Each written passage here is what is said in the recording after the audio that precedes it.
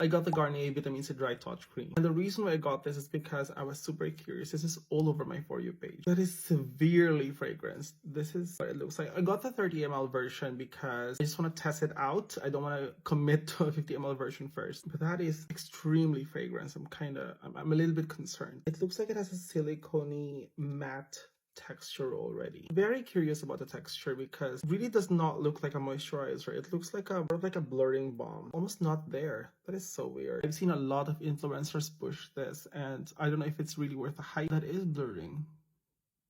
It feels a little bit cooling, a little bit soothing on the skin. There's no irritation as of yet, but I'm gonna monitor that. I do see it. I do see the blurring, but I feel like what I'm seeing on TikTok is a little bit exaggerated. What they're showing is literally putting on a very thick amount, and then that would be the blurring part.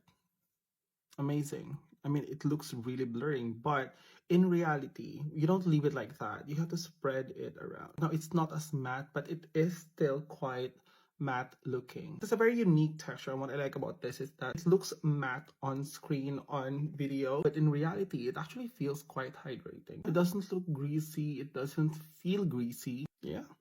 Let's look at the skincare goodies. Of course, there's vitamin C in here. There's niacinamide. This looks very hydrating. Second ingredient on the list is glycerin, which is my favorite skincare ingredient. There's also salicylic acid in here. I bet this has a good oil control. This feels very alcohol forward. I can feel the alcohol. I think it's there so that it gets absorbed easily and it can have a more matte look afterward. There's a lot of potential, I would say, potential red flags. Aside from parfum, there's linalool, geraniol, and limonene, which can be potentially irritating if you're sensitive to that. There's also a synthetic dye in here, which I feel like it's unnecessary, but it feels fresh, it feels lightweight, it feels breathable. It doesn't feel sticky, it doesn't feel tacky on the skin. It feels very vitamin C forward. It smells very vitamin C forward. I feel like they can tone down the scent. This feels quite strong. It's been about 5 minutes now and my skin still doesn't look super oily, so I feel like moisturization does work. I'm gonna continue with the rest of my skincare routine, but